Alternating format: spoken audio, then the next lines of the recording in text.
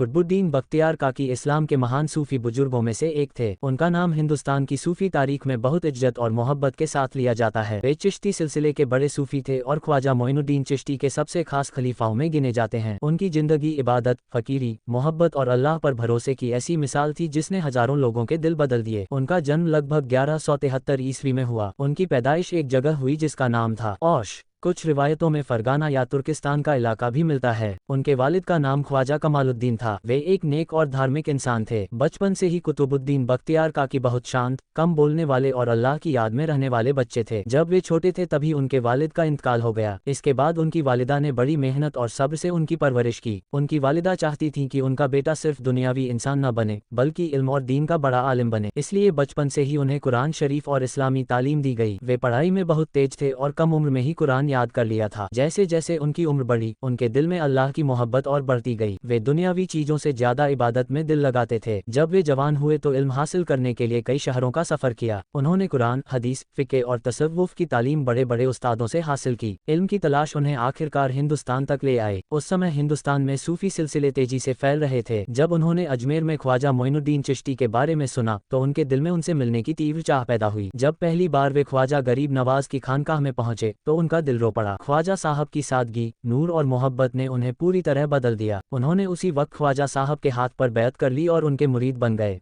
इसके बाद उनकी जिंदगी का सबसे अहम दौर शुरू हुआ।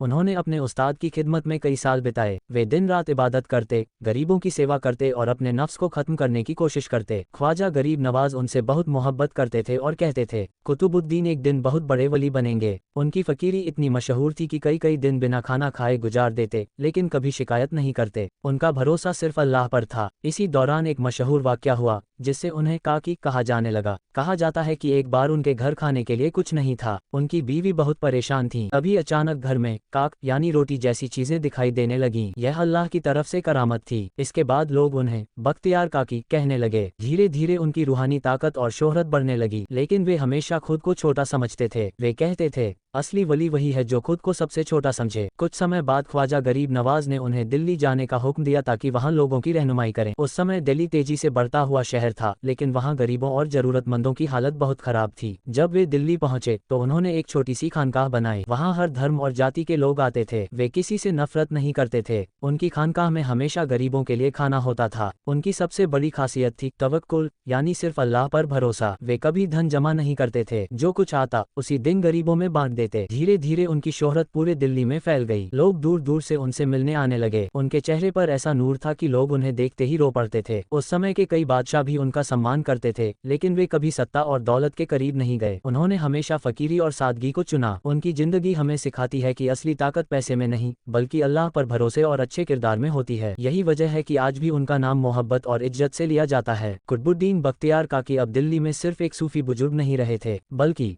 वे लोगों के दिलों की उम्मीद बन चुके थे। उनकी खानकाह में हर दिन हजारों लोग आते, कोई भूखा, कोई परेशान, कोई गुनाहों से टूटा हुआ, और हर कोई वहां से सुकून लेकर लौटता। वे कहते थे, अगर तुम अल्लाह को पाना चाहते हो तो पहले उसकी मखलूक से मोहब्बत करना सीखो। उनकी यही बातें लोगों के दिल बदल देती थीं। उनकी फकीरी इतनी मशहूर थी कि कई बार उनके घर में खाने को कुछ नहीं होता था, लेकिन वे कभी परेशान नहीं होते थे। वे सिर्फ इतना कहते, अल्लाह काफ़ी है, और फिर कोई न कोई मदद खुद आ जाती। काकी नाम की मशहूर करामत। एक दिन उनके घर कई मेहमान आ गए, लेकिन घर में खाने के लिए कुछ भी नहीं था। उनकी बीवी बहुत परेशान हुई, लेकिन कुतुबुद्दीन बख्तियार काकी ने कहा, अल्लाह पर भरोसा रखो। रिवायतों के मुताबिक कुछ ही देर बाद घर में काक यानी रोटी जैसी चीजें दिखाई देने लगीं। सब मेहमानों ने खाना खाया, लेकिन खाना खत्म नहीं हुआ। लोग हैरान रह गए और उसी दिन से उन्हें काकी कहा जाने लगा। उनकी सबसे बड़ी करामत सिर्फ चमत्कार नहीं थी, बल्कि दिलों को बदल देना। कई लोग जो गुनाहों में डूबे थे, सिर्फ उनकी एक नज़र से बदल जाते थे। कोई शराब छोड़ देता, कोई झूठ, कोई जुल्म, और अल्लाह की राह पर आ जाता। उस समय दिल्ली में कई सुल्तान थे, लेकिन कुतुबुद्दीन बख्तियार काकी कभी बादशाहों के दरबार में नहीं गए। वे हमेशा गरीबों के साथ रहे। फिर भी बादशाह और अमीर लोग उनके सामने अदब से झुकते थे, क्योंकि उनके पास दुनियावी ताकत नहीं बल्कि रूहानी ताकत थी। कहा जाता है वे पूरी पूरी रात इबादत करते थे। कई बार सुबह तक कुरान की तिलावत और जिक्र में लगे रहते। उनकी आंखों से आंसू बहते रहते। वे अल्लाह से सिर्फ एक चीज़ मांगते, या अल्लाह, मुझे अपनी मोहब्बत दे दे। उनकी खानकाह में हर धर्म के लोग आते थे। वे कभी किसी से नफरत नहीं करते थे।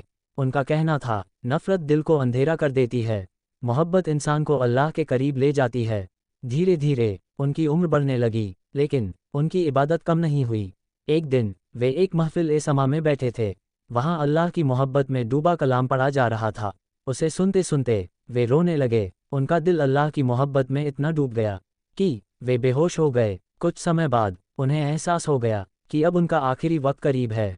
उन्होंने अपने मुरीदों को बुलाया और कहा, हमेशा गरीबों का ख्याल रखना और मोहब्बत फैलाना। 1235 ईस्वी दिल्ली में जब उनकी वफ़ात हुई, पूरा दिल्ली गम में डूब गया। हर आंख नम थी, लोग रो रहे थे, क्योंकि एक बड़ा वली इस दुनिया से जा चुका था।